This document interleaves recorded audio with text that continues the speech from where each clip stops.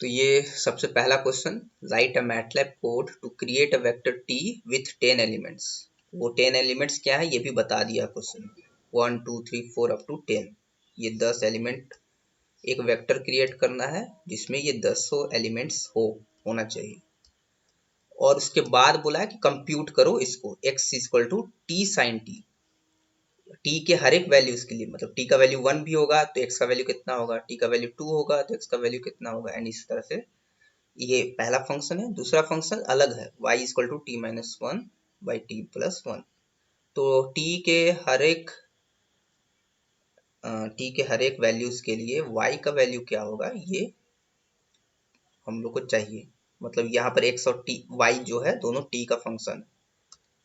तो जनरली जितने भी क्वेश्चंस हैं वो बहुत बेसिक है और इजी है, हम लोग काफ़ी इजीली कर लेंगे। तो सबसे पहले ये बताओ कि वेक्टर क्रिएट करना है, रो, ऑब्वियसली रो वेक्टर 10 एलिमेंट्स का, और कहाँ तक जाना है 1 से 10 तक। तो इसके लिए क्या करेंगे, तो यहाँ पर मैटलैब खोल लेते हैं, और ये वाला जो है ये तुम लोग को एज इट इज हम ये वाला लास्ट में प्रोवाइड कर देंगे। हम सब जो भी काम कर रहे हैं कमेंट करते जा रहे हैं, तो ये लास्ट में दे देंगे, तो इसमें सारा प्रोग्राम लिखा हुआ रहेगा। ओके, तो सबसे पहले ये काम इसको कमेंट कर देते हैं, ये कल वाला है और आज वाला स्टार्ट करते हैं ऊपर से यहाँ पर। तो सबसे पहले टी को क्रिएट करना है। क्वेश्चन में लिखा है कि टी एक वेक्टर को क्रिएट करो सच दैट कि उसमें 10 एलिमेंट्स हो, और 10 एलिमेंट्स क्या होंगे ये भी मेंशन कर दिया है। तो सबसे पहले क्या करेंगे, टी इज इक्वल टू, कोई बताएगा, रो वेक्टर मतलब वेक्टर क्रिएट करना 1 से 10 तक, क्या करेंगे इसके लिए, कैसे क्रिएट करेंगे।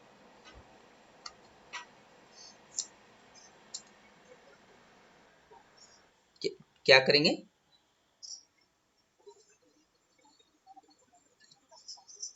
हाँ एक तरीका तो ये है कि हाँ ब्रैकेट दो और इसके अंदर 1 2 3। हाँ एक तरीका ये है कि ये लिख दे, लेकिन ये इसमें ज्यादा एलिमेंट्स रहेगा तो टाइम ज्यादा लगेगा। तो 1 से 10 तक लिखने के लिए क्या तरीका है,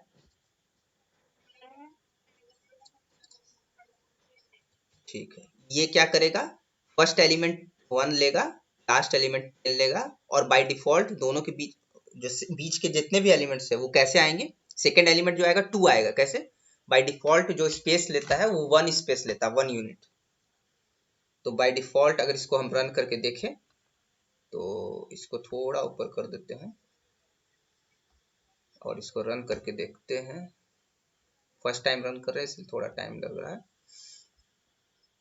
ये फोल्डर अगेन देख सकते हो कि यहाँ पर जो जिस फोल्डर में सेव है वो यहाँ पर उस फोल्डर में, मतलब उस फोल्डर में ये इस फोल्डर में नहीं है ना, ये वाला प्रोग्राम अंडरस्कोर 1.m जो है, याद करो कि हम लोग डेस्कटॉप पर सेव किए थे एक मैटलैब, ये वाला पाथ तो है नहीं, इसीलिए ये रन नहीं कर रहा है। बोल रहा है कि to run this file you can either change the MATLAB current folder और एड इट्स फोल्डर। तो या तो ऐड टू पाथ कर सकते हैं या चेंज फोल्डर कर सकते हैं। चेंज फोल्डर करेंगे तो ऑटोमेटिक देखना ऊपर में चेंज हो जाएगा फोल्डर्स, देखो चेंज हो गया ना, आ गया डेस्कटॉप, डेस्कटॉप के अंदर मैटलैब, और ये क्रिएट हो गया 10 एलिमेंट्स 1 2 3 4 पे। ये बहुत बेसिक है। तो पहला काम यही करना था, ये हो गया। अब इसमें सेमी कॉलन दे देते हैं क्योंकि अब इसका तो जरूरत नहीं है ना, हमको बेसिकली फंक्शंस वैल्यू चाहिए। ये पहला वाला काम हो गया। अब कंप्यूट करना है first function x equal to T sine T. तो टी साइन टी को कैसे करेंगे, एनी आइडिया।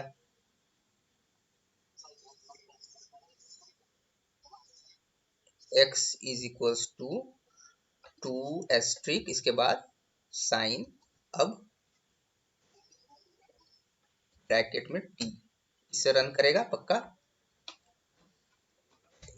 देखो ये एक चीज देखो कि ये जो है ये क्या है, एक रो वेक्टर है। अब हम x को कमांड क्या कर रहे हैं, साइन कर रहे हैं 2 इंटू साइन ऑफ टी, और t क्या है, एक रो वेक्टर है, तो साइन ऑफ रो वेक्टर क्या होगा,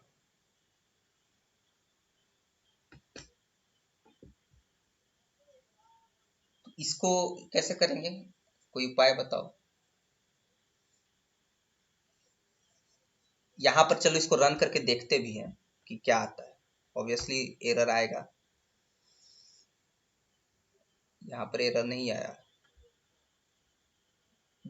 एरर एक्चुअली ये ले लिया है, ये एक्चुअली साइन जो है ये ऑपरेट हो गया है सारे पर, रो वेक्टर्स पर। हम एक्सपेक्ट कर रहे थे कि एरर आएगा, बट नहीं हुआ ऐसा। लेकिन इसका वैल्यू 1 से बड़ा कैसे हो सकता है? अच्छा 2 से मल्टीप्लाई है ना, इसलिए ठीक है। हाँ ये इस तरह से ले रहा है वैल्यूज। एक्चुअली इस केस में साइन टी लिख रहा है तो साइन इस पर ऑपरेट हो रहा है, इस पर ऑपरेट हो रहा है, इस पर ऑपरेट हो रहा है, सब पर ऑपरेट हो जा रहा है, और फिर आउटपुट इस तरह से आ रहा है। हम एक्सपेक्ट कर रहे थे कि शायद नहीं लेगा।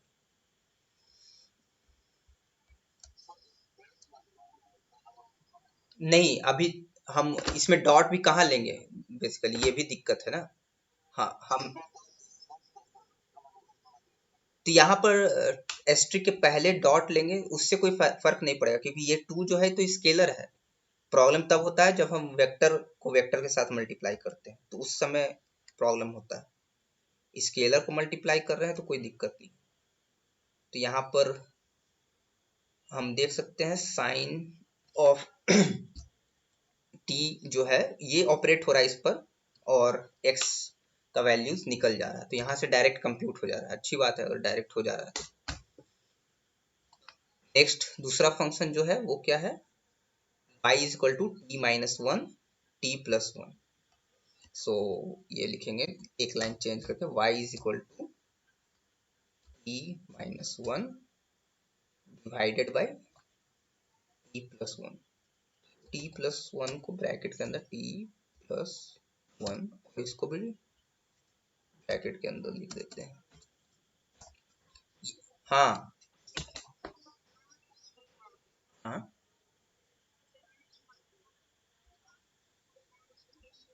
ओके ओके रुको रुको, oh sorry, T sine T है, यस यहाँ पर टी साइन टी है क्वेश्चन में। तो अब इसको रुको, इसको थोड़ा देर के लिए कमेंट कर देते हैं। इसको जब रन करेंगे तो आउटपुट आएगा, ये एक वेक्टर है, साइन टी भी एक वेक्टर है, दोनों को मल्टीप्लाई करेंगे तो अगेन प्रॉब्लम होना चाहिए। तो ये तो एरर आएगा, ऑब्वियसली एरर आ गया, क्योंकि यहाँ पर ये भी वेक्टर है, ये भी वेक्टर, दो वेक्टर को सेम साइज के वेक्टर्स को कैसे मल्टीप्लाई कर सकते हैं। तो यहाँ पर हमको डॉट देना पड़ेगा। स्केलर रहता तो जरूरत नहीं था, लेकिन यहाँ पर वेक्टर है, एक वेक्टर को दूसरे वेक्टर के साथ मल्टीप्लाई कर रहे हैं, अब डॉट देंगे तब मल्टीप्लाई करेंगे। तो ये आ गया वैल्यूज, हमको ध्यान में 2 था इसलिए गलती लिख ली है।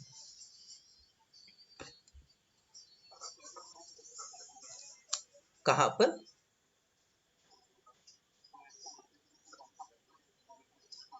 हाँ for loop, for loop, loop बोल रहे हो ना, हाँ फोर लूप यूज कर सकते हैं, बट लूप चूंकि अभी बताया नहीं है इसलिए लूप नहीं यूज कर रहे हैं। जितना कम से कम, हाँ बोलो। हाँ लगा सकते हैं ना, फोर लिख सकते हैं, for I for T equal to 1 to 10। इसको हम इस तरह से जैसे ऐसे इसको लिख के देखते हैं, for T is equals to 1 to 10। तो यहाँ पर तो फॉर दिस क्या करना है, x is equals to T into sine T. यहाँ पर देखो, यहाँ पर डॉट नहीं लगाए, क्यों? क्योंकि ये जो है ये फोर लूप जब लगाए हैं तो ये टी का वैल्यू एक एक बार करके लेगा ना। पहले टी का वैल्यू 1 लेगा, एक्स को कैलकुलेट करेगा, फिर टी का वैल्यू 2 लेगा, ऐसे करके लूप में। तो यहाँ पर डॉट लगाने की जरूरत नहीं है, क्योंकि यहाँ पर टी जो है वो एक पॉइंट है। टी का वैल्यू 1 लेगा, फिर 2 लेगा, फिर 3 लेगा, ऐसे कैलकुलेट करेगा। X equal to this and for loop लगाए तो ऑब्वियसली एंड करना पड़ेगा। अब इंटर प्रेस कर दिया तो देखो ये वेक्टर्स आ गया। फंक्शन देख सकते हो तुम लोग कि वैल्यूज जो है सेम है, पहला कितना है 0.8415 पीछे वाला का, और इस बार जो आया वो भी इतना ही आया। सिमिलरली देख सकते हो बाकी वैल्यूज भी सेम है। तो फॉर लूप करके भी कर सकते हैं। ये भी 1.8186 और ये भी 1 पॉइंट, सारा वैल्यू सेम, तो ऐसे फॉर लूप लगा सकते हैं। बट लूप अभी बताया नहीं है, इसलिए लूप का जरूरत नहीं यूज किया है। सिंपल वे में कैसे कर सकते हैं पहले वो सीख लेंगे तो एडवांस भी समझ जाएंगे थोड़ा। ठीक है, ये वैल्यूज तो निकल गया, इस पर हम सेमी कॉलन लगा देते हैं। ये वैल्यूज है y equal to T minus one T plus one, ये एज इट इज लिख दिए जैसा कि बोल रहा था। बट अब देखो इसमें t माइनस वन क्या होगा, t जो है एक रो वेक्टर है और रो वेक्टर में माइनस वन कर रहे हैं, इसका क्या मतलब,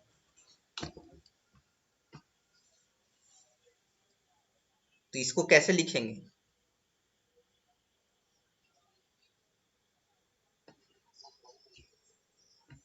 और ऊपर से ये भी देख सकते हैं कि चलो t माइनस वन कर, और यहाँ पर एक वेक्टर को दूसरे वेक्टर से डिवाइड कर रहे हैं, तो ये अगेन एक प्रॉब्लम है।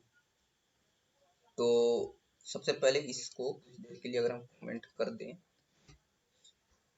और t को फिर से लिखे, t ये रहा t माइनस वन करते हैं,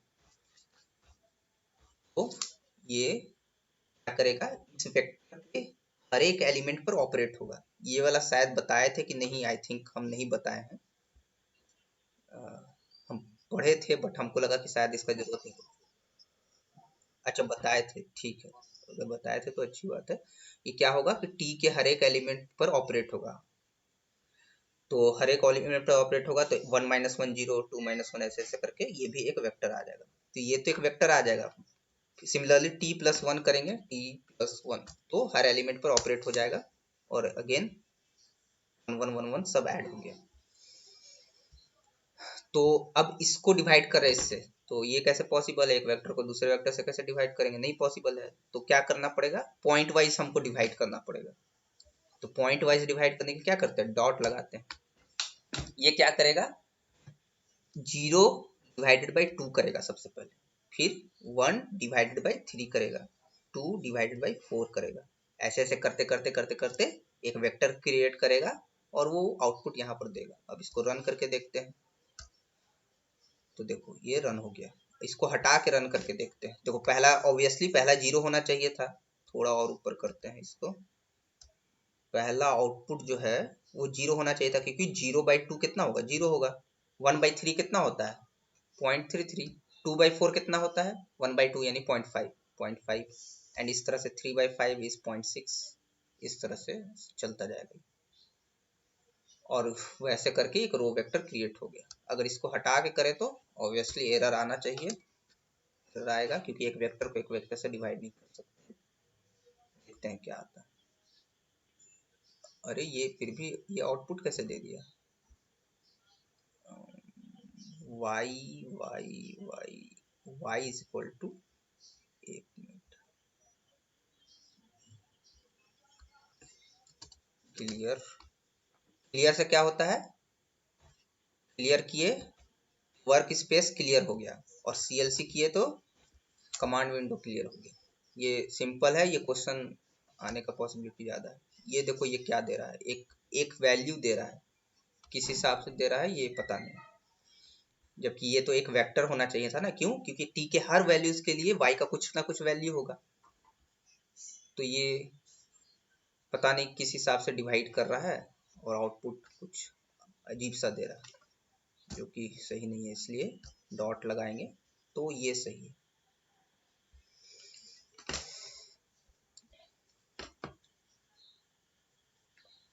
ठीक है, तो ये पहला वाला क्वेश्चन था, ये इतना लिख देंगे तो काम चल जाएगा। इसको कर देते हैं कमेंट, यहाँ से वैल्यूज को कैलकुलेट कर लो। और चूंकि तुम लोग इतना लिख दोगे तो इतना ही काफी है, हालांकि अगर आउटपुट लिखना भी चाहते हो तो अब obviously sine one, sign to, sine three सबको वैल्यू नहीं पता होगा, तो एज इट इज लिख देना, लिख सकते हो कि टी का वैल्यू तो पता है ना, तो टी के हर वैल्यूज के लिए एक्स का वैल्यू निकाल सकते हो। तो ये वाला वैल्यू तुम्हारे हाथ में नहीं है कैलकुलेट करना, अगर कैलकुलेटर नहीं दिया जाए तो इसको एज इट इज लिख सकते हो, sine one, sign to, sine three ऐसे करके लिख सकते हो। ये पहला क्वेश्चन था। दूसरा क्वेश्चन पर चलते हैं। ये दोनों हो गया। अब ये कल वाला जो कल बताए थे उसी से रिलेटेड क्वेश्चन है। Draw a graph of sine X and cos X where X belongs to 0 to 90। ये डिग्री दे दिया है कि इससे अब देखो लिखा है the figure should include both curves in same plot. एक ही प्लॉट में दोनों फिगर होना चाहिए, साइन का भी एंड कॉस का भी। तो इसको तो चूंकि कल ही पढ़े हैं, इजी है। कैसे करेंगे इसको?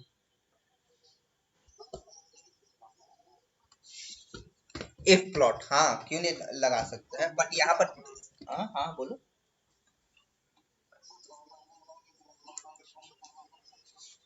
हाँ कर सकते हैं। और क्या कर सकते हैं?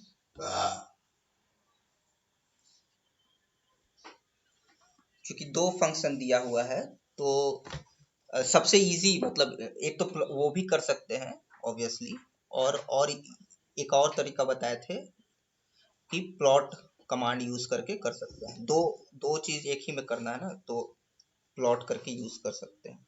प्लॉट कमांड डायरेक्ट यूज करेंगे और एक ही कमांड में सारा फंक्शन लिख देंगे। जैसे कि हम लिखते हैं यहाँ पर, सबसे पहले x क्या है वो डिफाइन करना पड़ेगा। x इज इक्वल टू, एक तरीका ये है कि 0 to π/2 दिया है, तो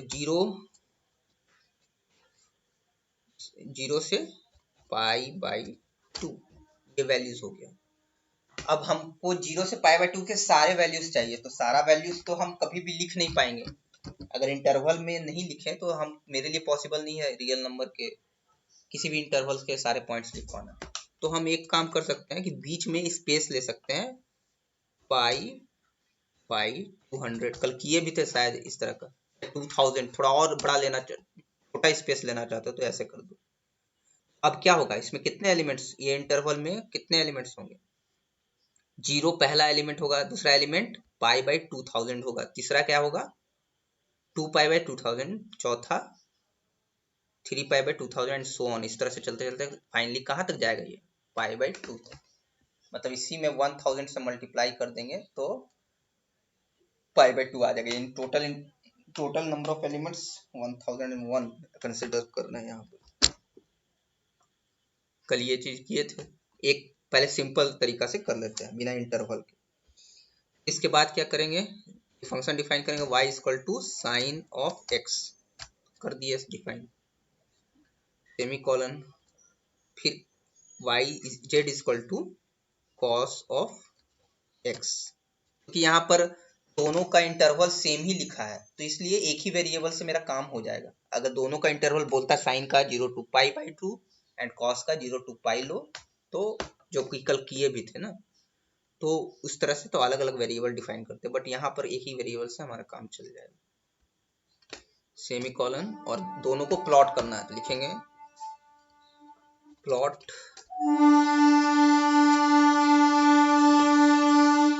x, y। ये क्या प्लॉट कर देगा, x और y का ग्राफ। सबसे पहले इतना करके देखते हैं। और बाय डिफॉल्ट कलर जो होगा ब्लू होगा, और जो लाइन का स्टाइल होगा वो सॉलिड लाइन होगा।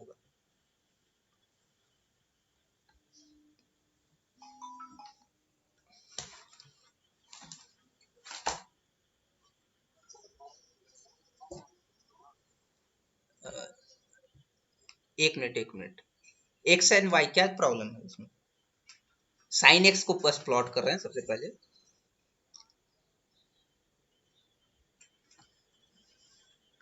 क्या बोल रहे हो, y एंड z?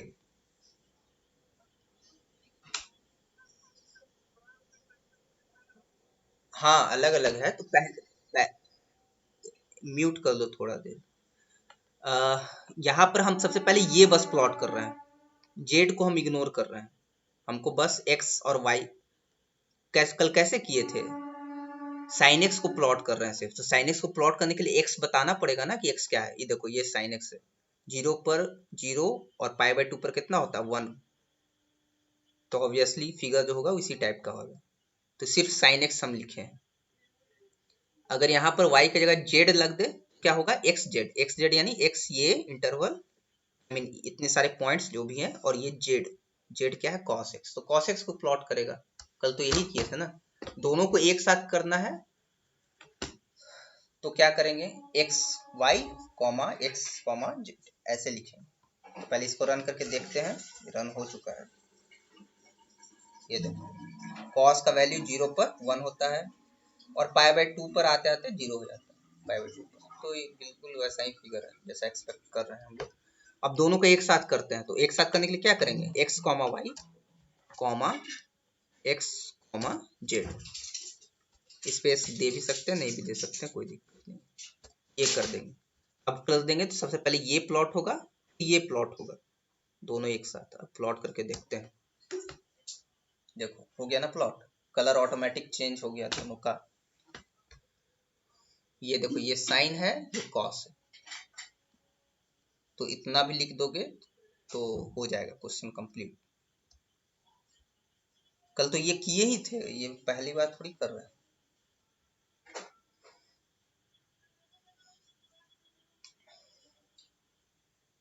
इंटरवल अगर अलग अलग होता दोनों का तो ये वेरिएबल को भी अलग अलग लेते, एक्स लेते एक के लिए, दूसरे के लिए कोई दूसरा ले लेते, डब्लू ले लेते या कुछ दूसरा। लेकिन चूंकि इंटरवल सेम ही इंटरवल पर प्लॉट करना है, इसलिए हम एक्स को सेम रहने दिए, वेरिएबल सेम है जो इंडिपेंडेंट वेरिएबल है, और डिपेंडेंट वेरिएबल जो है वो उसको वाई और जेड ले लिए और फिर इसको प्लॉट कर दिए सिंपल।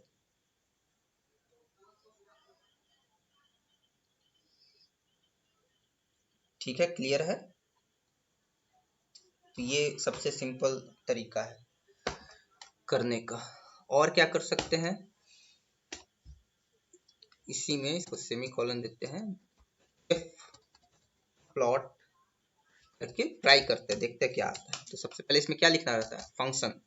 फंक्शन कौन सा है, सबसे पहले साइन एक्स लिखते हैं, sine x. X already defined है, इसको हम इस सब के आगे परसेंटेज लगा दिया, यानी कमेंट कर दिया, मतलब अब इसको नहीं पढ़ पाए, वो एक्स को पढ़ेगा, फिर यहाँ आएगा एफ प्लॉट साइन एक्स। इसके बाद क्या करना था, लिमिट देना था ना, लिमिट देंगे। इसमें एरर भी आ रहा था, पता नहीं क्यों कल आ रहा था, हम मतलब वेरीफाई नहीं कर पाए उसको, लेकिन करके हम बता देंगे जल्दी। अब एक कहाँ से कहाँ तक चाहिए, 0 से पाई बाई 2 तक, पाई बाई।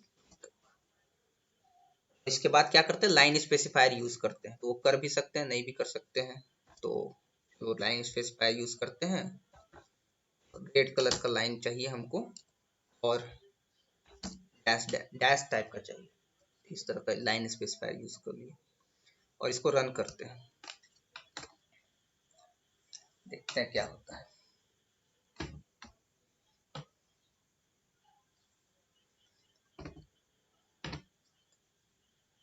देखो वार्निंग अभी भी आ रहा है प्लॉट यूज करने पर, लेकिन आउटपुट आ रहा है कि नहीं ये देखना पड़ेगा। आउटपुट आ रहा है, देखो ये वार्निंग क्यों आ रहा है, ये हम वेरीफाई नहीं कर पाए, हम वेरीफाई करके बताएंगे। तो कल भी आ रहा था ये चीज, तो ये ग्राफ ड्रॉ हो गया किसका, साइन का। सिमिलरली ऐसा करते हैं कि इसके बाद हम कॉस का भी देते हैं, देखते हैं दोनों का एक साथ हो पाता है कि नहीं। तो अच्छी बात है, नहीं होता है तो फिर वेरीफाई करना पड़ेगा क्यों नहीं हो रहा है, क्या प्रॉब्लम हो है या कब हो सकता है। ये एक इंटरवल है, या फिर ऐसे करते हैं, रुको इसको कट करते हैं,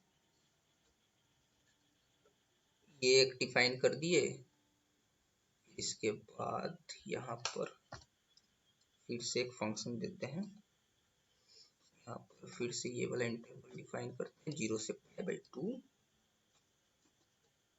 लाइन स्पेसिफायर हम दे देते हैं ब्लैक कलर। और अब इसको रन करके देखते हैं कि होता है नहीं, कि कल भी देखे थे तो हम एक ही प्लॉट कर रहे थे, सिर्फ इतना तक प्लॉट कर रहे थे, साइन एक्स को प्लॉट कर रहे थे 0 से पाई बाई 2 और ये लाइन स्पेसिफायर यूज कर रहे थे। अब क्या किए, दोनों को एक साथ प्लॉट करना है, तो चेक करना चाहते हैं कि क्या एक प्लॉट से दो प्लॉट एक साथ हो सकता है कि नहीं, देखते हैं एरर आता है या क्या होता है। वार्निंग आ रहा है पिछले बार जैसा ही, और एरर आया, ये प्लॉट इसमें एरर आ गया, एक साथ दो अलाउ नहीं कर रहा है। तो एक काम करते हैं, इसको इसको कट करते हैं। इसका जो ये होता है सिंटेक्स होता है वो उसके अगेंस्ट जा रहा है, इसलिए ऐसा हो रहा है। इसको कट करते हैं और सेकेंड लाइन में लिखते हैं एफ प्लॉट, ये रहा। अब रन करके देखते हैं कि क्या होता है। ये नीचे वाला प्लॉट हो गया लेकिन फिर ऊपर वाला प्लॉट नहीं हुआ। तो दोनों प्लॉट करना है तो क्या करेंगे, होल्ड ऑन और होल्ड ऑफ पढ़े थे। होल्ड ऑन मतलब इसको प्लॉट करके रोक के रखेगा उसको, एंड यहाँ पर फिर इसको प्लॉट करेगा और फिर लिख देंगे इसको hold off and then run करेंगे। उम्मीद है दोनों फिगर आना चाहिए। अभी देखते हैं क्या होता है। देखो आगे कल पढ़े थे होल्ड ऑन और होल्ड ऑफ, तो इस तरह से भी कर सकते हैं। अगर तुमको पूरा इंटरवल करना है तो एफ प्लॉट का यूज करो, लेकिन वहां पर होल्ड ऑन और होल्ड ऑफ का यूज करना पड़ेगा, नहीं तो सिर्फ लास्ट वाला ही देगा। अगर होल्ड ऑन और होल्ड ऑफ यूज करते हैं तो एक ही प्लॉट में दोनों ग्राफ आ जाएगा। ठीक है, तो इसको इस तरीका से भी कर सकते हैं, जो भी इजी लगे इस तरीका से बना सकते हैं। ये दो अलग अलग तरीका है। कहीं पर कोई दिक्कत होगा तो पूछना। ये क्वेश्चन भी हो गया इस तरह से। हाँ बोलो। यहाँ पर पाई बाय 2000 नहीं लेंगे, मान लो इसको हटा देते हैं, इसको फिर से अनकॉमेंट करते हैं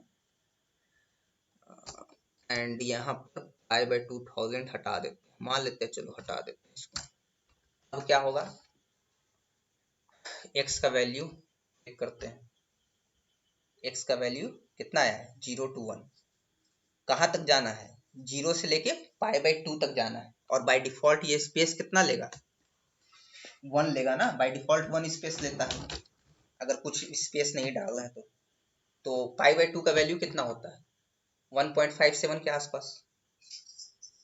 तो 0 से 1 तक जाएगा और 1 से फिर आगे एक स्टेप जाएगा तो 2 तक पहुंच जाएगा। अगर 2 तक तो जाना ही नहीं है, पाई बाय 2 तक ही जाना है, तो इसीलिए ये 1 पर जाके ही रुक गया।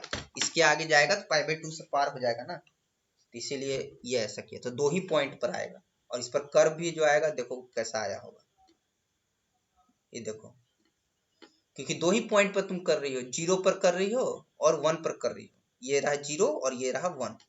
तो यहाँ 0 पर वैल्यू, ये वाला पहले देखते हैं, कॉस वाला। 0 पर कॉस का वैल्यू 1 होता है, एंड 1 पर वैल्यू जो भी होता है यहाँ पर इसके आसपास। तो ये एक स्ट्रेट लाइन ड्रॉ कर दिया, इस दोनों को ज्वाइन कर दिया इसको। तो जितना ज्यादा पॉइंट्स लेंगे बीच में उतना ज्यादा का अंतर आएगा। और ये वाला में तो कोई दिक्कत ही नहीं है, इसमें तो पूरा इंटरवल ही कंसीडर कर रहा है, इंटरवल के सारे पॉइंट्स, तो इसमें कोई प्रॉब्लम नहीं है। इसलिए वापस से वही कर देते हैं जो पहले था। 2000 कर सकते हैं, है तो 20 भी कर सकते हैं। 20 करेंगे तो थोड़ा खराब फिगर आएगा, देखना उतना अच्छा फिगर नहीं आएगा। तो रन करते हैं, तो जितना ज्यादा स्पेस लेंगे ना उतना ज्यादा अच्छा फिगर आएगा। देखो एकदम स्मूथ नहीं आ रहा, अगर गौर से देखो तो थोड़ा थोड़ा ये थोड़ा लड़खड़ा रहा है, नहीं कहीं कहीं पर एकदम स्मूथ नहीं है। अगर गौर से देखो तो पता चलेगा, बड़ा कर देते हैं, देखो एकदम स्मूथ नहीं है, लग रहा है कि थोड़ा हल्का सा हिलते हुए आ रहा है इस तरह से। देखो यहाँ पर कर्व है, थोड़ा सा अगर गौर से देखोगे तो समझ आएगा। और जितना ज्यादा हम स्पेस लेंगे उतना ज्यादा, मतलब बीच में जितना कम स्पेस लेंगे उतने ज्यादा पॉइंट्स पर साइन एक्स और कॉस एक्स का वैल्यूज पता चलेगा उसको, और उतना ज्यादा बेटर अप्रोक्सीमेशन के हेल्प से वो कर्व को ड्रॉ करेगा। तो इसीलिए इसको ऐसा लेते हैं। यहाँ पर वापस से हम 2000 लिख देते हैं, इसलिए 2000 जानबूझ के बड़ा नंबर लिए नीचे में, ताकि इंटरवल जो है छोटा हो जाए। चलो इसके बाद ये क्वेश्चन हो गया। नेक्स्ट, इस मैट्रिक्स मल्टीप्लिकेशन इज कम्यूटेटिव, बताओ यस या नो। मैट्रिक्स मल्टीप्लिकेशन कम्यूटेटिव होता है कि नहीं होता है?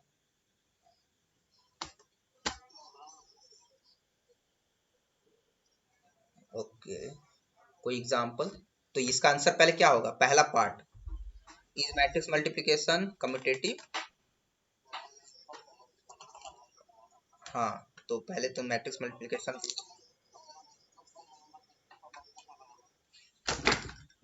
क्या दिक्कत होगा? दो मैट्रिक्स को मल्टीप्लाई करना है, ए मैट्रिक्स है और बी मैट्रिक्स है, तो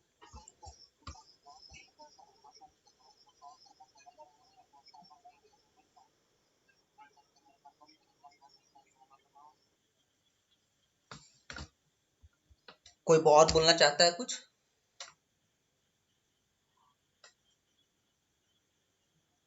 और कोई नो बोला था ना, बताओ।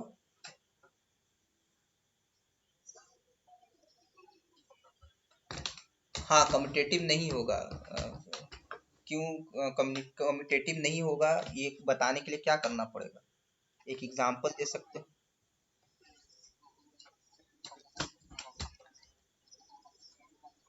हम्म।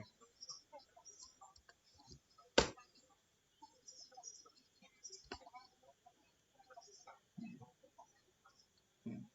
तो चलो एक मैट्रिक्स लेते हैं, 1 2, कोई भी रैंडमली ले लेते हैं हमको। ये एक मैट्रिक्स है 2 क्रॉस 2 का। ये भी एक मैट्रिक्स लेते हैं, सेम ही साइज का लेते हैं, 2 क्रॉस 2 का। पहला का कॉलम और दूसरा का रो सेम होना चाहिए, तब डिफाइन होगा। लेकिन यहाँ पर चूंकि कम्यूटेटिविटी चेक करना है तो हमको स्क्वायर ही लेना पड़ेगा, क्योंकि अगेन ए बी करेंगे तो बी ए भी तो चेक करना है ना, तो इसलिए। तो यहाँ पर कुछ भी ले लेते हैं अपने मन से, मान लेते हैं 10। हमको तो कैलकुलेट करना नहीं है, मैटलैब को करना है, तो कोई बड़ा नंबर भी ले लेंगे तो कोई दिक्कत नहीं है। 32 45, ये अपने मन से कुछ भी जो मन में आया ले लिया। तो अब कैलकुलेट किए A B. A B matrix multiplication कैसे करते हैं?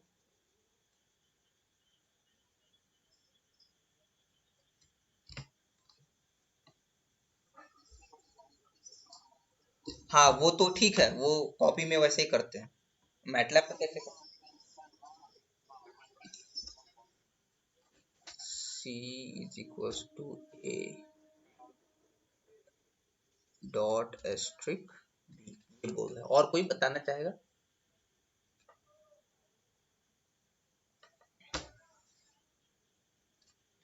नहीं, डिस्कस नहीं किया है।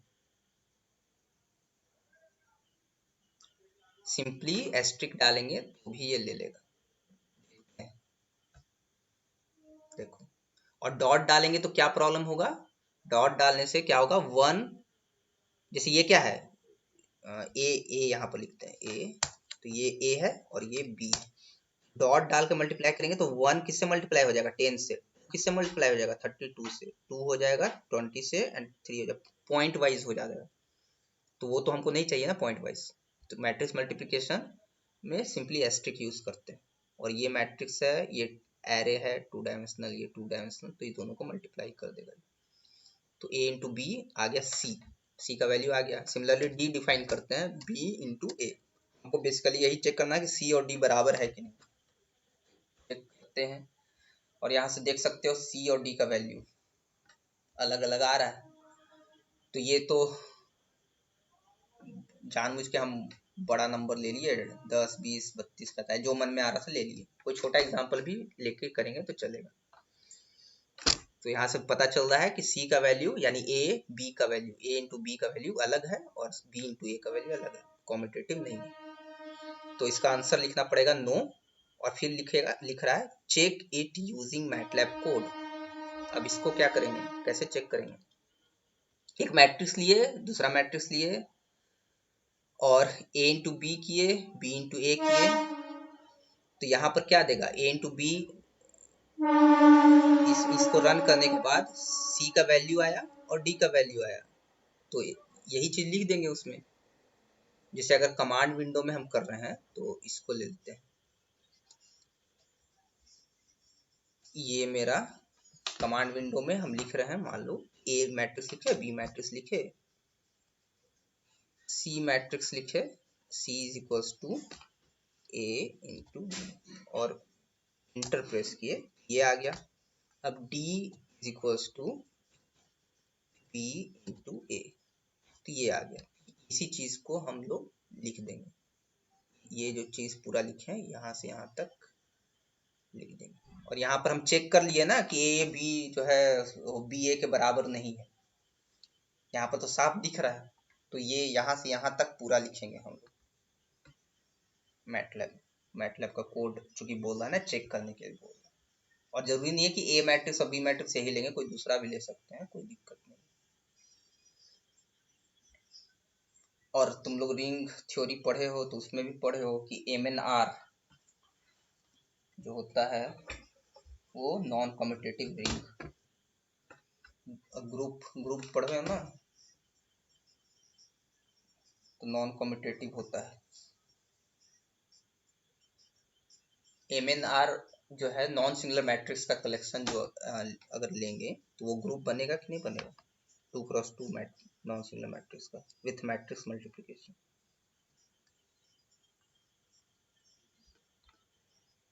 किसी को याद नहीं है? बनेगा। तो उसमें हमको पहले से हमको पता है ना कि कम्यूटेटिव नहीं होता है, नॉन कम्यूटेटिव। हाँ, तो उसी चीज को बस वेरीफाई करना। ठीक, ये हो गया एक और क्वेश्चन। नेक्स्ट क्वेश्चन है ये, write MATLAB code to solve the following system of linear equation. ये एक सिस्टम ऑफ लीनियर इक्वेशन दिया है, इसको सॉल्व करना। तो इसके लिए थोड़ा कॉपी का यूज करेंगे पहले समझाने के लिए, और उसके बाद हम लोग आगे बढ़ेंगे। तो सिस्टम ऑफ लीनियर इक्वेशन दिया है क्वेश्चन में। सबसे पहले सिस्टम ऑफ लीनियर इक्वेशन को सॉल्व करना है, तो इसको इस स्टैंडर्ड फॉर्म में लिख लेंगे। ax इक्वल टू बी, इस फॉर्म में लिख लेंगे। एक्स ए क्या है, कोफिशिएंट मैट्रिक्स, कोफिशिएंट मैट्रिक्स लिखेंगे। कोफिशिएंट मैट्रिक्स क्या है, यहाँ देखो 5। इसको मतलब अरेंज करके पहले लिख लेते हैं, छोड़ो ऐसे नहीं, पहले अरेंज करके लिखते हैं, इसको डायरेक्ट नहीं लिखते हैं। 5x, इसको लेफ्ट हैंड साइड लाएंगे तो कितना होगा, -3y प्लस 2z, यही था ना, is equal to 10। First equation इतना आ गया, ये भी है। सेकेंड इक्वेशन -3x को इधर, मतलब 3x को इधर लाएंगे लेफ्ट साइड, तो -3x हो जाएगा, यानी -3x प्लस 8y, जेड कितना था coefficient, 4z equal to 20 plus 4z equal to 20। पहले कॉपी में इस तरह से लिख लेंगे। Last equation 2x plus 4y minus 9z equal to 4, 2x plus 4y plus था 9z इक्वल टू 4। अच्छा 9 माइनस 9z, ये इक्वेशन को सबसे पहले इसको स्टैंडर्ड फॉर्म में लिख ली। अब इसी चीज को हम मैट्रिक्स फॉर्म में लिख सकते हैं। 5 -3 2 -3 8 4 2 4 -9। और जो वेक्टर है जो हमको सॉल्व करना है, वेरिएबल, वो एक्स वाई जेड है। तो ये रहा X Y Z is equals to B vector जो है वो क्या है, 10 20 एंड 4। इसको सॉल्व करना है। तो कैसे सॉल्व करते हैं, एक्स इक्वल टू बी का सॉल्यूशन कैसे निकालते हैं, पहले चेक करते हैं ए है नॉन सिंगुलर है कि सिंगुलर है। नॉन सिंगुलर है मान लो, तो कैसे क्या निकालेंगे, एक्स कैसे का वैल्यू क्या होगा बताओ, एक्स का वैल्यू क्या होगा,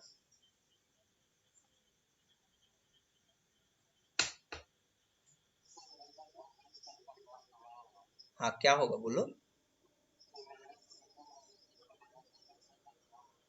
ठीक है अभी, हाँ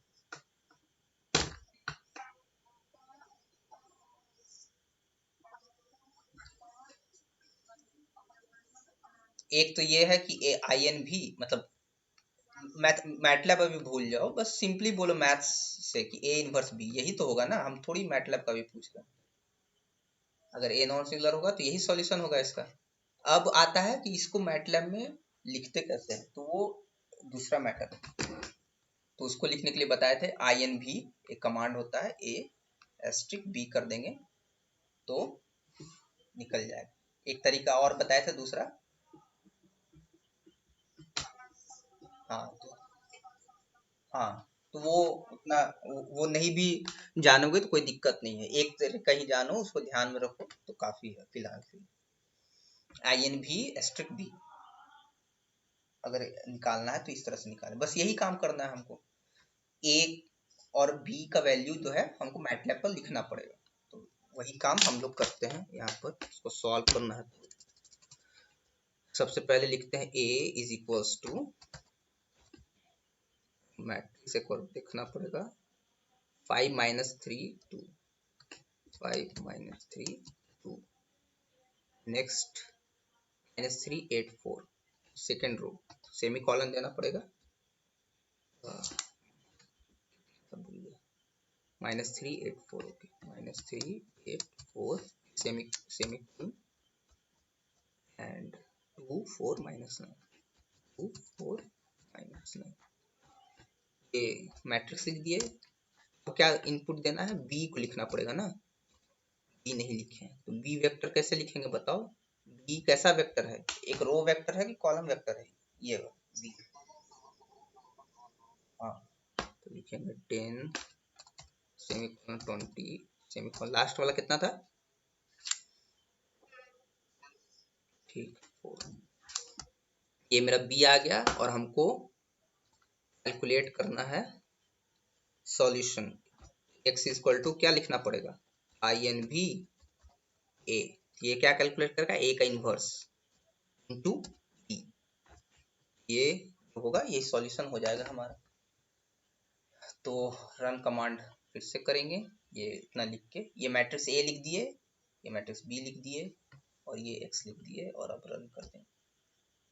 देखो एक्स का वैल्यू निकल गया, तो यहाँ से सॉल्यूशन क्या होगा, एक्स का वैल्यू ये आएगा, मतलब एक्चुअली यहाँ पर एक्स का वैल्यू हम लिखे हैं, ये वेरिएबल असाइन किया है, बट एक्चुअल में इस सिस्टम के लिए यहाँ पर एक्स का वैल्यू, वाई का वैल्यू और जेड का वैल्यू, ये कौन कौन सा है, ये पहला वाला एक्स का वैल्यू है, ये वाई का वैल्यू है और ये जेड का वैल्यू है। ठीक है, यहाँ पर कोई दिक्कत,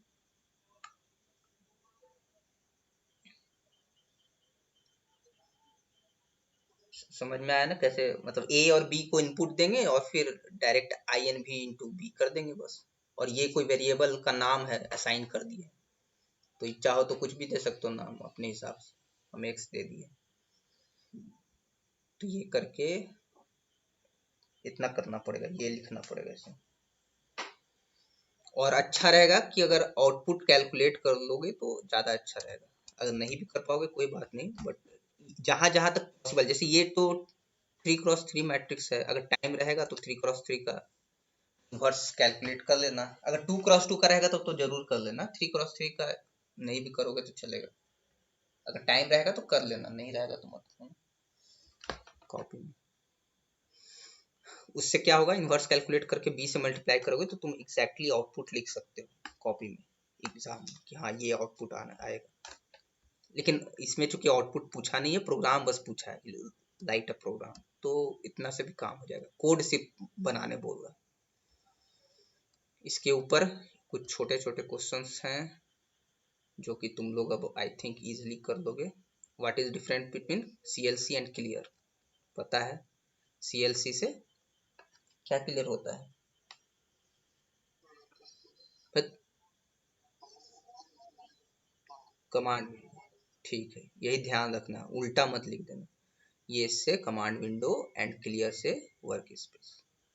ठीक है, ये बोला है कंप्यूट, एक्स का वैल्यू ये है और ये कंप्यूट करने बोल रहा है इन मैटलैब, मैटलैब में कंप्यूट करना है, तो बस तुमको 2 लाइन का कोड लिख देना है कि एक्स का वैल्यू दोगे और फंक्शन डिफाइन करोगे y इक्वल टू ई का power minus x into sine x, तो बेसिकली क्या, हाँ एक्सपोनेंशियल ई एक्स पी यूज करना पड़ेगा एक्सपोनेंशियल का, तो इसको करके देख ही लेते हैं जल्दी से। अच्छा बताए थे तो छोड़ दो, ये करना तुम लोग। इजी है एक एक लाइन का। फिर ये write a MATLAB code to find transpose, ये भी कर चुके हैं, एकदम इजी है। ट्रांसपोज के लिए क्या यूज करते हैं, इंटर के बगल में, इंटर के लेफ्ट में डैश होता है ना, वो यूज करते हैं। इंटर के लेफ्ट साइड, लेफ्ट वाले बटन में सिंगल डैश जो होता है वो यूज करते हैं। क्या, हेलो, ट्रांसपोज वाला बता दें, किसी को सुनाई दिया क्या बोल रही है? अच्छा अच्छा ठीक। तो देखो इसी में बता देते हैं, ये एक मैट्रिक्स है, इसको कॉपी करते हैं, ट्रांसपोज इसका निकालना है तो क्या करेंगे, b is equals to A transpose. Direct A transpose भी लिखेंगे तो आउटपुट आएगा, कोई दिक्कत नहीं है, बट ये बी नया मैट्रिक्स दे रहे हैं जो किसके बराबर है, ए ट्रांसपोज के बराबर, तो बस इसको रन कर दो तो ये आ गया मेरा बी। देख सकते हो कि ये फर्स्ट रो था ना ए का, अब ये फर्स्ट कॉलम बन गया। अच्छा ये वाला सिमेट्रिक तो नहीं है ना, एक बार चेक कर लेते हैं। अच्छा सिमेट्रिक है तो कुछ हम अलग दे देते हैं, वन सिमेट्रिक रहेगा तो फिर वही आ जाएगा, तो फिर तुम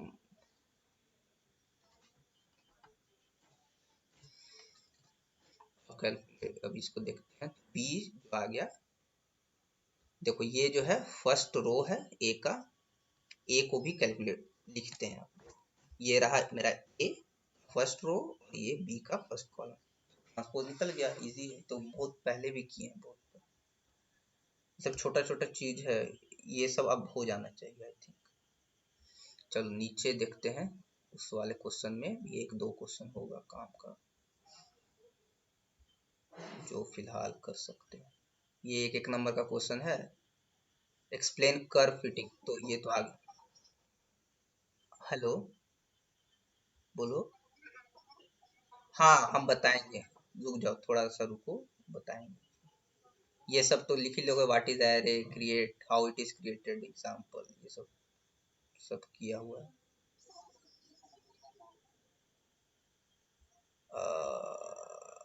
एक मिनट, ये कर्व फिटिंग बता रहे थे बट ये अभी पढ़ाए नहीं है ना, इसलिए इसको छोड़, कर्व फिटिंग बचा है, पोलिनोमियल पढ़ाना पड़ेगा पहले इसलिए। और ये देखो एक्सप्लेन रैशनल ऑपरेटर, जो कि अभी पढ़ाया नहीं है, रैशनल ऑपरेटर बताना है और लॉजिकल ऑपरेटर भी बताना है, तो ये बहुत छोटा सा है, ये हो जाएगा, इसको अभी रहने देते हैं। 6 का ए, लेकिन 6 का बी हम कर सकते हैं हम लोग, तो ये तुम लोग लिखना कॉपी में खुद से। प्लॉट कमांड का क्या यूज है, टाइटल कमांड का क्या यूज है, F plot, hold on, F print F, ये सब किया हुआ है।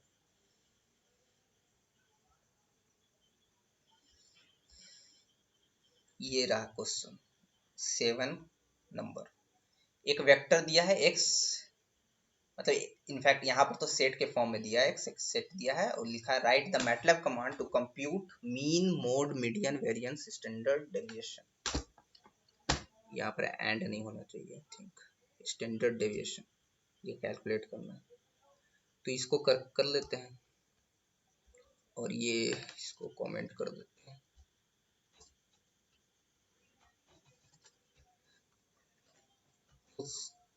इसका हमको, इस सेट का हमको मीन मीडियन मोड ये सब चाहिए, तो सबसे पहले क्या करेंगे, x इज इक्वल टू, तो वेक्टर है दिया हुआ उस वेक्टर को लिखना पड़ेगा वेक्टर फॉर्म में, यहाँ तो हर चीज एरो के फॉर्म में ही लिखते हैं ना, तो लिखेंगे 11 7 9 4 4 11 इस, और इसको लिखते हैं तो कैसे लिखते हैं, ब्रैकेट के अंदर स्पेस देंगे, 11 7 9 4 4, उसके बाद कितना है 8 6 10 22, ये हो गया।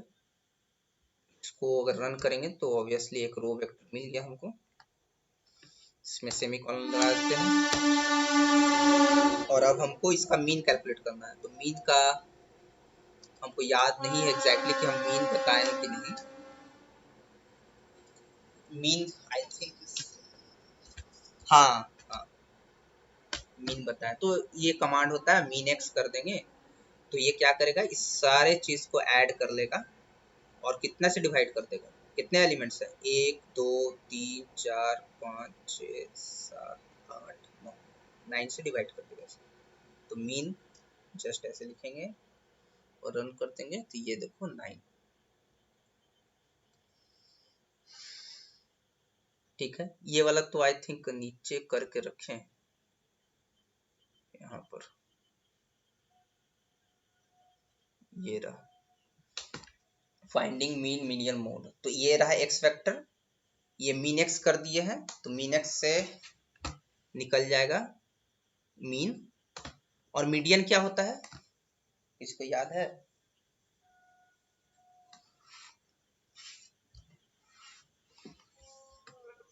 क्या होता है, कैसे निकालते हैं मीडियन?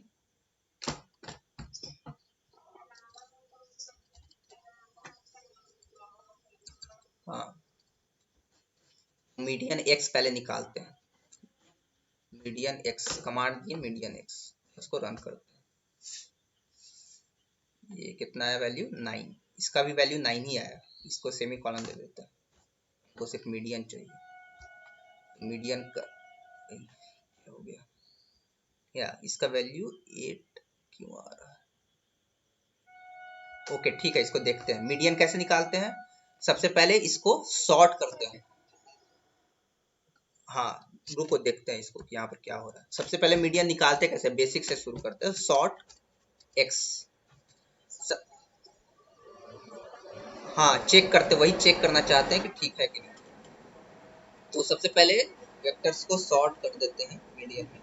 सॉर्ट करने से क्या होता है, बड़ा से छोटा अरेंज कर दिया, यही करते हैं ना सबसे पहले।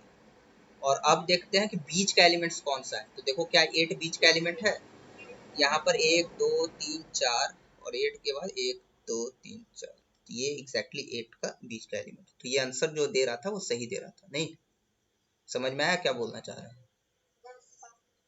तो ये इसका मतलब ये वेरीफाई हम कर रहे थे कि एग्जैक्टली ये है कि नहीं, इसलिए मीडियन कमांड से ये हम काम कर सकते हैं। इसमें सेमी कॉलन दे देते हैं और इसके बाद और क्या क्या निकालना है, वेरी मीन मीडियन मोड, मोड का mean mode median and variance and standard deviation. तो स्टैंडर्ड डेविएशन के लिए कमांड है std, यूज करते हैं std ऑफ x और इसको रन कर देंगे तो स्टैंडर्ड डेविएशन निकल जाएगा। स्टैंडर्ड डेविएशन और वेरिएंस में कोई रिलेशन होता है, नहीं होता है, क्या होता है, स्क्वायर रूट करके कुछ होता है कि नहीं, किसी को नहीं याद है? हाँ क्या होता है,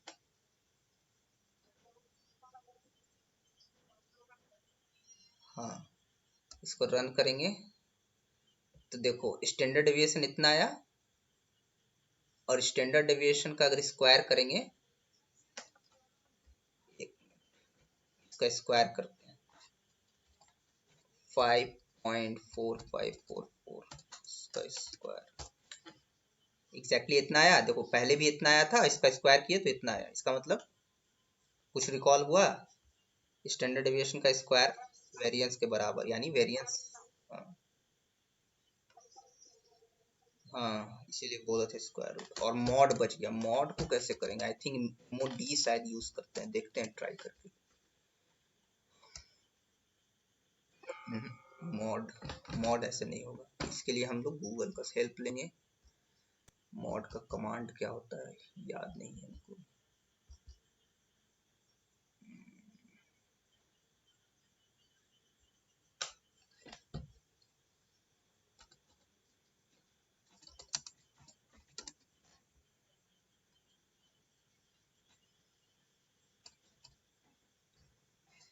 मॉड होता क्या है, कोई रिकॉल कराएगा क्या, हमको भी याद नहीं है। मैथमेटिकली क्या होता है, शायद सबसे ज्यादा रिपीटेशन होता है, ऐसा कुछ होता है क्या?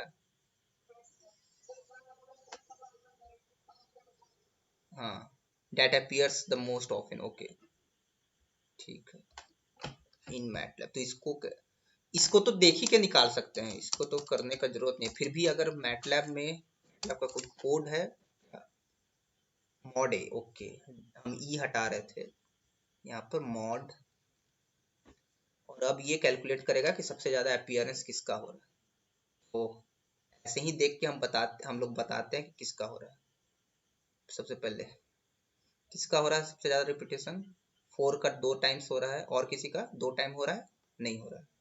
तो ऑब्वियसली इसका 4 का हो रहा है, तो ऑब्वियसली 4 ही होना चाहिए, सबसे ज्यादा बार ये अपीयर हो रहा है। अब रन करके देखते हैं, देखो 4।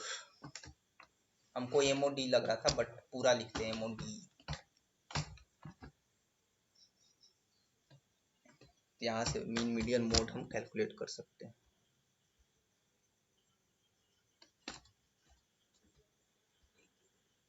ये सब जितने भी क्वेश्चन है कमांड बेस्ड क्वेश्चन है, कमांड अगर याद रहेगा तो आराम से कर देंगे। और फिर ये यूनिट 4 का है जो कि फिलहाल अभी नहीं किए हैं, वो करेंगे। तो ये कुछ क्वेश्चंस का डिस्कशन करना था जो आज किए, और थोड़ा बेसिक हम लोग पोलिनोमियल सीखेंगे, थोड़ा बहुत ज़्यादा नहीं।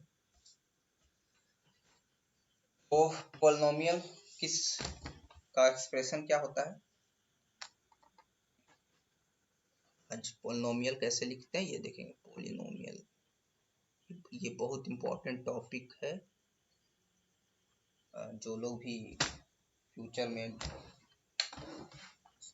सॉफ्टवेयर कंपनी वगैरह में काम कर रहे हो उन लोग को इससे डील करना ही पड़ेगा, या डेटा साइंस से रिलेटेड कोई भी काम करेंगे तो पोलिनोमियल का यूज करना ही पड़ेगा। पोलिनोमियल का डेफिनेशन किसी को पता है? ये बस मैथमेटिकल पूछ रहा है, ये तो है भी नहीं, मतलब पोलिनोमियल का डेफिनेशन नहीं आएगा। पी एक्स इक्वल टू कैसा रहता है, ए एन एक्स एन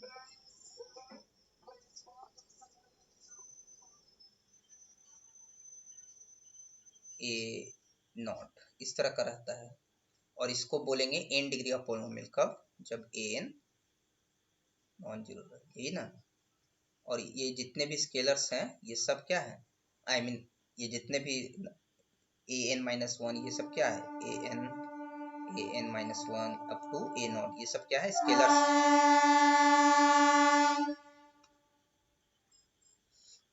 ठीक है, ओवर आर ओवर सी हो सकता है।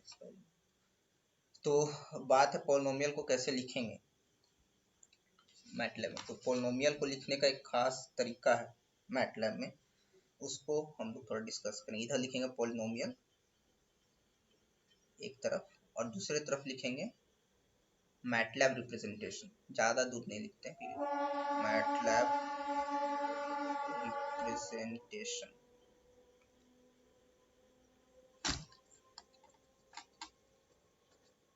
तो पोलिनोमियल को कैसे लिखते हैं, सबसे पहले एक सिंपल पोलिनोमियल लेते हैं 8x + 5, इसको लिखना है। तो कैसे लिखेंगे, सिंपल, हम x को नहीं लिखते हैं, सिर्फ कोफिशिएंट को लिखते हैं। तो इसको लिखते हैं ब्रैकेट 8 स्पेस 5। तो ये क्या क्रिएट करेगा, एक रो वेक्टर क्रिएट करेगा, और तो कुछ नहीं करेगा ना।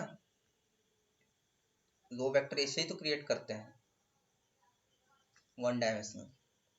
तो ये क्या है, p जो है असाइन किए हैं, p को वैल्यू एक कितना 8 और 5। सिमिलरली अगर मान लो पोलिनोमियल इस तरह का है, 2x कहीं पर दिक्कत होगा तो बोलना, +10 ये इस तरह का है। तो ये p है, सपोज ये q है, सिर्फ कोफिशिएंट को लिखते हैं रो वेक्टर के फॉर्म में। तो क्या लिखेंगे, 2 4 10। ये मैटलैब किसी भी पोलिनोमियल को इस तरह से रिप्रेजेंट करते हैं, यहाँ पर x वगैरह नहीं लिखते, जरूरत नहीं है उसका। फिर मान लो कि ऐसा है, थोड़ा और कॉम्प्लिकेटेड लेते हैं, ये इजी था, ये थोड़ा और इजी, थोड़ा और थोड़ा टफ था, अब ये इस तरह का लेते हैं। 5x का पावर 5 डिग्री का पोलिनोमियल माइनस 7x अब इसको कैसे लिखेंगे मैटलैब पर? तो मैटलैब पर लिखने के लिए हमेशा ध्यान रखना है कि सबसे पहले किसी भी पोलिनोमियल को लिखना तो इसको इसके सारे पावर्स को देख रहे हैं, 5 का पावर्स है, उसके बाद 4 3 का पावर्स गायब है, तो इसको लिख एक सबसे पहले स्टैंडर्ड फॉर्म में लिख देंगे। क्या लिखेंगे? 5x का पावर 5, 0 इंटू एक्स का पावर 4 प्लस 0 इंटू एक्स का power 3 plus 6x square minus 7x plus फिर 0 ना। स्टैंडर्ड फॉर्म में यही तो हुआ, ये पहला कोफिशिएंट, ये दूसरा, ये तीसरा, ये चौथा, ये पांचवा, ये छठा। तो यहाँ पर क्या लिखेंगे? मान लो कुछ दूसरा नोटेशन लेते हैं, क्या ले? सी ले लेते हैं। सी इज इक्वल टू लिखेंगे 5 space 0 space 0 space 6 space minus 7 space 0। ठीक है, कोई दिक्कत? इस तरह से मैटलैब में हम पोलिनोमियल को रिप्रेजेंट करते हैं, लिखते नहीं है ऐसे कि 8x प्लस 5 ऐसे कर, जरूरत नहीं पड़ता है पूरा लिखने का। लिख तो सकते ही हैं हम लोग चाहे तो, बट जरूरत नहीं। ये शॉर्ट हैंड नोटेशन, मतलब इस तरह से दो जितने भी कोफिशिएंट है उसके करस्पॉन्डिंग एक रो वेक्टर क्रिएट कर देता है, तो इस तरह से लिख देते हैं। अब दूसरा बात है कि वैल्यू कैसे फाइंड करेंगे। जैसे कि एक पोलिनोमियल है, ये पहला वाला ही लेता है, P X is equals to 8x plus 5, और हमको बोला है कि फाइंड P5 का वैल्यू निकालो। तो क्या करते हैं हम लोग बचपन में? P5 करते हैं तो x के जगह पर 5 रखते हैं, तो 48 प्लस 5 45 लिखते हैं, ये वैल्यू हो गया। मैटलैब में ये चीज कैसे करेंगे? क्योंकि मैटलैब में तो x कुछ डाल नहीं रहा है ना, मैटलैब में कैसे कर रहा है? 8 स्पेस 5 एक रो वेक्टर बस डाल देना। मैटलैब में वैल्यू कैसे पोलिनोमियल का निकालेंगे? मैटलैब में वैल्यू निकालने का एक कमांड है, उसको कहते हैं पॉली POLY वैल। वैल्यू को शॉर्ट में VAL लिखते हैं। पॉली वैल माने पॉलिनोमियल का वैल्यू निकालना। पॉली वैल कमांड यूज करते हैं, ब्रैकेट ओपन करते हैं और सबसे पहले लिखते हैं जो भी पोलिनोमियल है P। जैसे यहाँ पर P लिखे है ना, P क्या लिखे है? 8 5, तो यहाँ पर P लिखे मतलब P को क्या कंसीडर करेगा? 8 5 जैसा कंसीडर करेगा, ये एक रो वेक्टर, ये जो है P एक रो वेक्टर, कॉमा नेक्स्ट क्या लिखेंगे? x का वैल्यू, जो भी वैल्यू पर हमको कैलकुलेट करना है, जैसे कि यहाँ पर 5 पर कैलकुलेट करना है तो लिखेंगे p, 5 और क्लोज कर देंगे। तो ये क्या होगा? ऑटोमेटिकली कैलकुलेट कर लेगा और इसका वैल्यू जो आएगा 45 ही आएगा। और यहाँ पर p क्या है? p जो है वो है 8, 5। ये कॉमा नहीं भी देंगे तो चलेगा, कोई जरूरत तो है नहीं रो वेक्टर लिखने में, स्पेस दे देंगे तो वो भी काम चल जाएगा। और ये 5 क्या है? ये x का वैल्यू है, x इक्वल टू 5। किस वैल्यू पर हमको पोलिनोमियल का वैल्यू, मतलब किस वैल्यू पर हमको पोलिनोमियल कंप्यूट करना है? x इक्वल टू 5 पर हमको कंप्यूट करना है। लेकिन ये कमांड जो है ये ध्यान में रखना पड़ेगा, पॉलीवैल। और इसमें खासियत ये है कि जितने भी कमांड्स हैं वो सब बहुत यूजर फ्रेंडली टाइप का है। जैसे कि पॉलीवैल ही देख लो, पोलिनोमियल का वैल्यू निकालना है तो पॉलीवैल यूज कर देते हैं। अगर थोड़ा सा भी ध्यान में रहेगा तो रिकॉल करने पर तुरंत रिकॉल हो जाएगा, ऐसा कुछ टफ नहीं है। मीडियन का देख रहे थे कि मीडियन ही है कमांड, मॉड का देख रहे थे कि मॉड ही है कमांड, वेरिएंस का VAR वैर, स्टैंडर्ड डेविएशन का STD। तो इस तरह से काफी यूजर फ्रेंडली है नाम, मतलब जो इतने भी कमांड्स हैं, तो बहुत ज्यादा मेहनत नहीं करना है रटने का, ऑटोमेटिक थोड़ा बहुत प्रैक्टिस से याद हो जाएगा, इसलिए ज्यादा परेशानी नहीं होता है कमांड्स इतने सारे याद करने में, क्योंकि बहुत नेचुरल है ये सब याद रखना। पॉलिनोमियल का वैल्यू निकालना है तो क्या होगा? पॉलीवैल, मतलब रिकॉल बहुत इजीली हो जाता है। तो इन जनरल अगर इसको लिखना चाहे तो पॉलीवैल P, x। P क्या है? ये पॉलिनोमियल का रिप्रेजेंटेशन है in MATLAB, polynomial representation in MATLAB, क्योंकि ऑलरेडी पढ़ लिए ऊपर में कि पॉलिनोमियल का रिप्रेजेंटेशन कैसे करते हैं। और ये x क्या है? ये x जो है ये आइदर एक नंबर हो सकता है,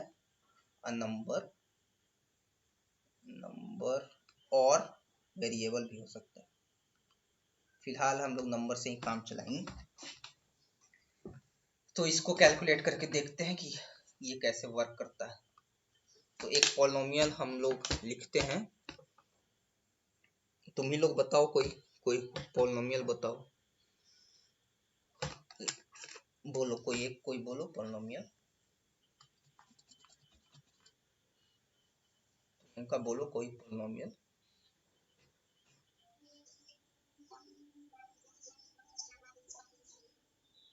कितना? 2x² plus 4x। हाँ, ये एक छोटा सा एग्जांपल ये ले ली ये। तो इसको मैटलैब में लिखना है, तो कैसे लिखेंगे कोई नाम दे देंगे, वेरिएबल असाइन करेंगे। कोई जरूरी नहीं कि पी ही नाम दे, कुछ भी दे सकते हैं, XYZ।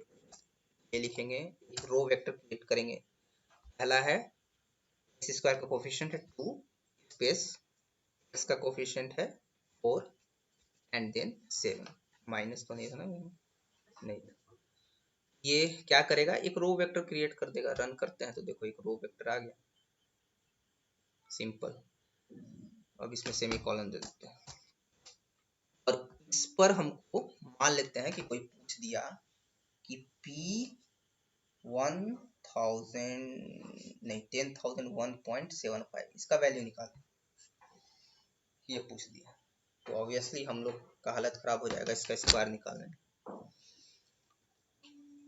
तो मैटलैब बहुत मेहनती है, वो निकाल देगा हम लोग के लिए। तो कैसे निकालेंगे, लिखेंगे पॉलीवैल पॉलिनोमियल का वैल्यू ब्रैकेट ई कॉमा जो भी वैल्यूज चाहिए, 10,000 पर चाहिए ना, 10,001.75 इसी पर वैल्यू चाहिए। ये कमांड दे देंगे और अब रन करके देखते हैं एग्जैक्टली क्या आता है। देखो आ गया। ये ऑलरेडी हम बताए थे कि ई का मतलब क्या होता है, 2.0011 इंटू 10⁸ बहुत बड़ा वैल्यू है, यानी 2 इंटू 10⁸ अप्रोक्सीमेटली। तो छोटा वैल्यू रख के देखते हैं ताकि हम समझ पाए कि ये सही आ रहा है कि नहीं। 10 रख के देखते हैं। तो 10 रखेंगे यहाँ पर। तो पहले हम लोग को पता है कितना आना चाहिए वैल्यू। 10 रखेंगे, 10 का स्क्वायर 100 प्लस 40 प्लस 7 यानी 247, यही आएगा ना, यही आना चाहिए। अब देखते हैं कि कैलकुलेट जो है इतना आता करता है कि नहीं। तो 247 तुरंत कर लिया क्योंकि बहुत छोटा कैलकुलेशन था। तो इस तरह से हम किसी भी पॉलिनोमियल का किसी भी पॉइंट पर वैल्यू निकाल सकते हैं, एकदम इजी।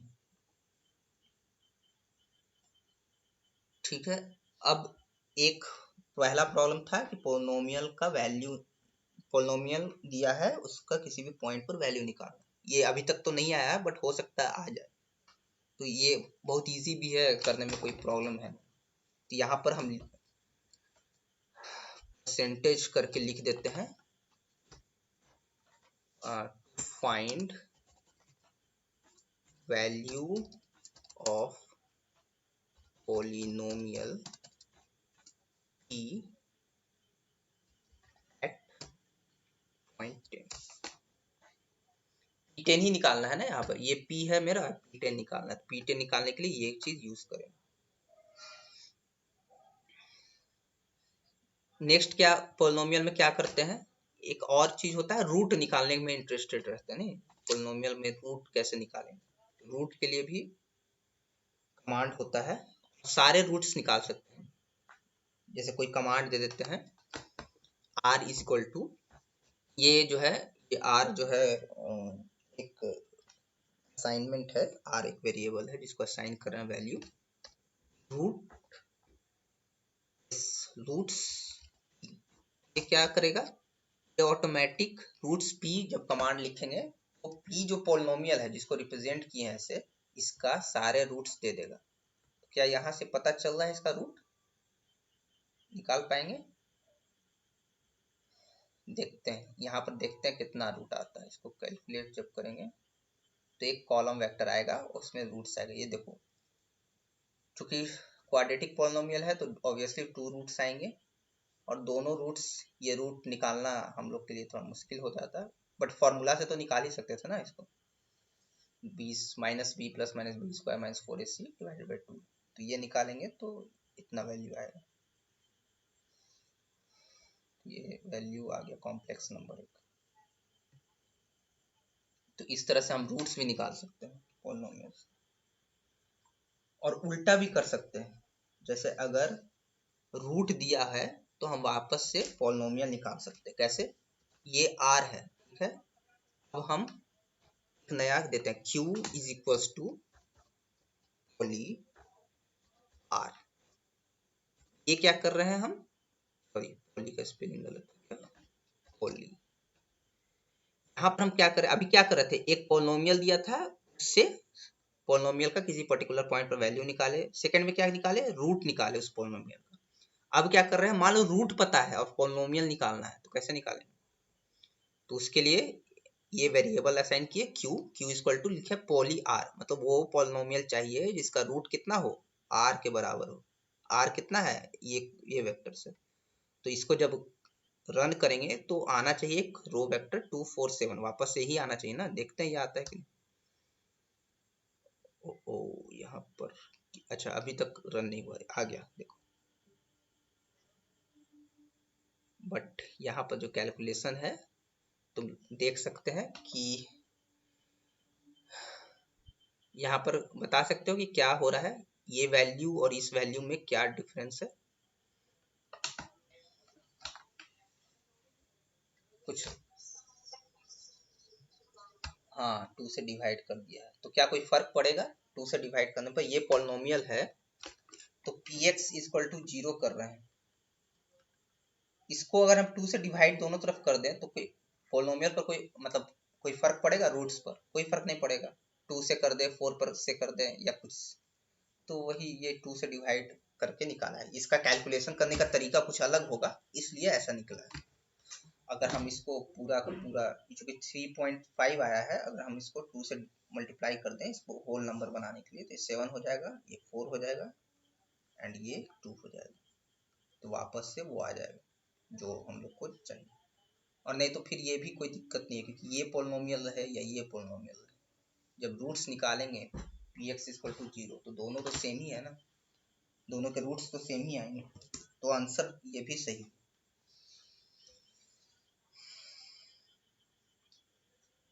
ठीक है, इस तरह से हम पॉलिनोमियल को प्लॉट भी कर सकते हैं। एक जल्दी से एक छोटा सा देख लेते हैं प्लॉटिंग का, उसके बाद रोक देंगे। पॉलिनोमियल को प्लॉट कैसे करेंगे, ये इसको चलते हैं, एक पॉलिनोमियल लिखते हैं। पॉलिनोमियल मान लेते हैं p इज इक्वल्स टू, थोड़ा कॉम्प्लिकेटेड पॉलिनोमियल लिखते हैं। यहाँ पर लिखते हैं सबसे पहले क्वेश्चन को,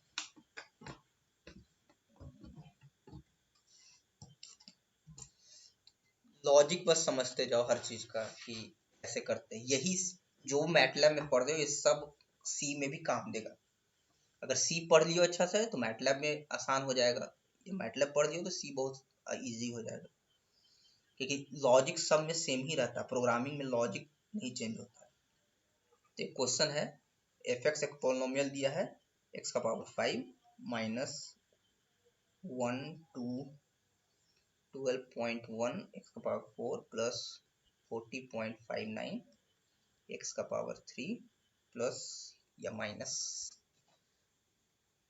17.015 एक्स का power 2 minus 7195 x plus 35 point कितना, ये 88 है, ये जो भी है लिख देते हैं।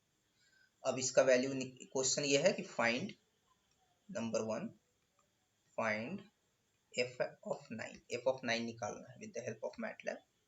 नंबर 2 कि प्लॉट करना है इस पॉलिनोमियल को, प्लॉट। अब 2D प्लॉटिंग में कोई प्रॉब्लम नहीं होना चाहिए इतना पढ़ने के बाद, मतलब डर नहीं लगना चाहिए अरे प्लॉट का क्वेश्चन आ गया कैसे करेंगे। 2D प्लॉटिंग एकदम इजी है, हम लोग देख चुके हैं। प्लॉट द पॉलिनोमियल, शॉर्ट में पॉली लिख देते हैं, 4 माइनस 1.5 इस इंटरवल में इस पॉलिनोमियल को प्लॉट करना, -1.5 से लेके 6.7 तक। तो ये दो क्वेश्चन है फिलहाल, और इसके रूट्स भी मान लो फाइंड करने हैं। थर्ड नंबर ये भी कर ही देते हैं, find roots of F X. इस पॉलिनोमियल के रूट्स फाइंड करना, ये तीन काम करना है। तो सबसे पहले ये पॉलिनोमियल है, इसका रिप्रेजेंटेशन कैसा होगा मैटलैब में ये लिखना पड़ेगा। तो ये सबसे पहले हम लोग लिख देते हैं। तो ये चूंकि सारे कोफिशिएंट्स दिया हुआ है तो जीरो स्टैंडर्ड फॉर्म में ऑलरेडी दिया हुआ है। 1, -12.1, कॉमा ना देके स्पेस दे दिए, स्पेस 40.59, स्पेस -17.015, स्पेस -71.95, स्पेस 35.88। ये था पॉलिनोमियल जिसका रिप्रेजेंटेशन इस तरह से लिख सकते हैं मैटलैब। और अभी निकालना है f ऑफ 9, इस पॉलिनोमियल का 9 पर क्या वैल्यू होगा। तो कैसे निकालते हैं, अभी बताए थे पॉलिनोमियल का वैल्यू, पॉलिनोमियल का वैल्यू। इसमें सबसे पहले क्या लिखते हैं, तो जो पॉलिनोमियल है उसका रिप्रेजेंटेशन जैसा भी दिए हैं वो लिखते हैं, कॉमा इस पॉइंट पर वैल्यू निकालना है। किस पॉइंट पर निकालना है, 9, डायरेक्ट 9 लिख देंगे और यहाँ से कैलकुलेट कर देंगे। ये देखो ये वैल्यू है 7.2611 इंटू 10⁻3। ठीक है, कहीं पर कोई दिक्कत होगा तो रोकना।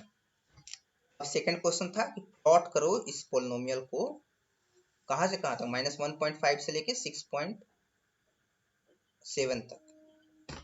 तो ये एक इंटरवल है तो इसमें क्या करेंगे, एफ प्लॉट का यूज कर सकते हैं ना। तो एफ प्लॉट लिखेंगे, एफ प्लॉट कमांड ब्रैकेट के अंदर जो भी फंक्शन दिया है, तो फंक्शन यहाँ पर ओके पी लिख देते हैं, देखते हैं पी लिख दिए। पी एक्चुअली में एक रो वेक्टर है, क्या इसको ये कैलकुलेट कर पाएगा,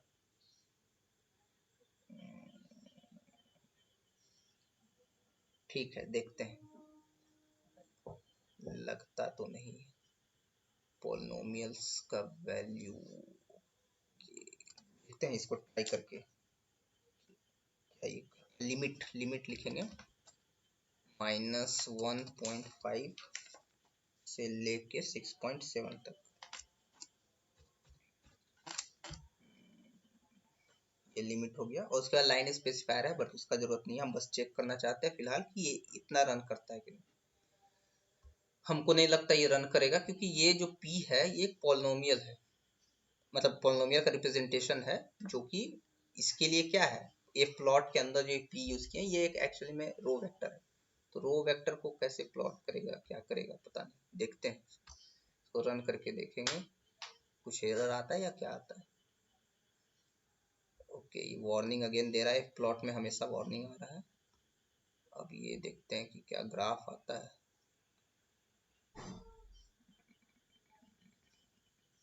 ये ग्राफ जो है 1 पॉइंट, तो देख सकते हैं कि ग्राफ 6.7 तक तो गया है और यहाँ पर -1.5 से भी शुरू हुआ है। तो ये एक्स एक्सिस पर तो ठीक से शुरू हुआ है, बट ये लाइन स्ट्रेट कैसे है, ये सही नहीं दे रहा। तो ये एफ प्लॉट को अभी के लिए रहने देते हैं। इसको कैसे प्लॉट करेंगे, एक तरीका ये है कि यहाँ पर पूरा का पूरा फंक्शन लिख दे, तब हो जाएगा। जैसे अगर यहाँ पर हम लिख दें x का पावर 5, जो भी पॉलिनोमियल था वो लिख दें, और x का वैल्यूज तो ऑलरेडी यहाँ पर x का वैल्यूज यहाँ पर दिया हुआ, तो इसको हम लिखते हैं ऐसे। डायरेक्ट देख रहे थे कि पीक लिखने से आता है कि नहीं, इससे तो नहीं आएगा, तो हम डायरेक्ट क्या करेंगे, पॉलिनोमियल ही लिखेंगे। क्योंकि पहला जो एफ प्लॉट में सबसे पहले फंक्शन को ही लिख देते हैं, लिखेंगे x पावर 5 -12.1 x का power 4 plus 40 point sorry plus 40.59 minus 17.015 x का पावर 2। तो ऑब्वियसली यहाँ हर जगह पर हमको मल्टीप्लिकेशन का साइन देना पड़ेगा, मैटलैब में यूज कर रहे हैं इसलिए। तो यहाँ पर भी यहाँ पर एक्स का पावर 3 छूट गया, तो यहाँ पर एस्ट्रिक देना पड़ेगा, यहाँ पर भी एस्ट्रिक देना पड़ेगा मल्टीप्लिकेशन करना है इसलिए। फिर माइनस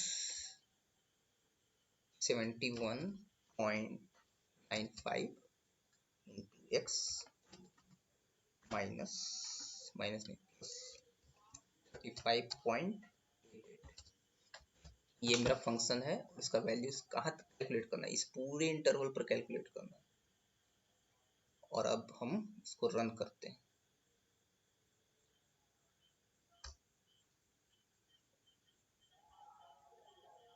देखो ये असली प्लॉट है, लास्ट वाला हम लोग का गलत आया था, ये सीधा आ रहा था, मतलब ठीक से प्लॉटिंग नहीं हो रहा था। ये असली प्लॉट है, पॉलिनोमियल को प्लॉट कर दिया पूरे इंटरवल में। -1.5 से देख सकते हो, एक्स एक्सिस -1.5 से शुरू हो रहा है और कहाँ तक जा रहा है 6.5 6.7 तक, 6.7 तक, और उसका वैल्यू उसको प्लॉट कर दिया। तो इस तरह से हम पॉलिनोमियल को प्लॉट कर सकते हैं एफ प्लॉट के हेल्प से। और अगर एफ प्लॉट का हेल्प से नहीं करना है तो पीछे जैसे कर रहे थे, इंटरवल को डिवाइड करके कर रहे थे ना, बीच में कुछ स्पेस ले रहे थे, तो उस तरह से भी कर सकते हैं। बट एफ प्लॉट ज़्यादा सुटेबल है क्योंकि यहाँ पर इंटरवल दिया है, तो इंटरवल में डायरेक्ट हम प्लॉट कर दिए। ठीक है, किसी को दिक्कत, ये वाला हम शेयर कर देंगे, ये एम फाइल जो है इसको हम शेयर कर देंगे। वार्निंग सब में आ रहा है, एफ प्लॉट जहां जहां यूज कर रहे हैं उसमें वार्निंग आ रहा है। ये क्यों आ रहा है ये हम बता देंगे, थोड़ा हमको चेक करना पड़ेगा। हम कल भी आ रहा था, एक्चुअली चेक नहीं किया। आई थिंक ये है जो, मतलब ये चूंकि अपडेटेड वर्जन है ना, 2018 वाला है, पुराने में शायद नहीं आता होगा वार्निंग, नए वाले में वार्निंग आ रहा है।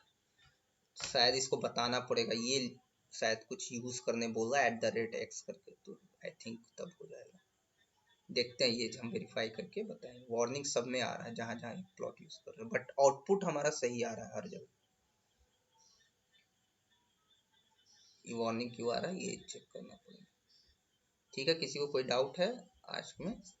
आज बहुत सारा प्रॉब्लम कर लिए, तुम लोग सब जाके रिवाइज कर लेना, ये सब आएगा कुछ, मतलब इसी टाइप का क्वेश्चन आएगा।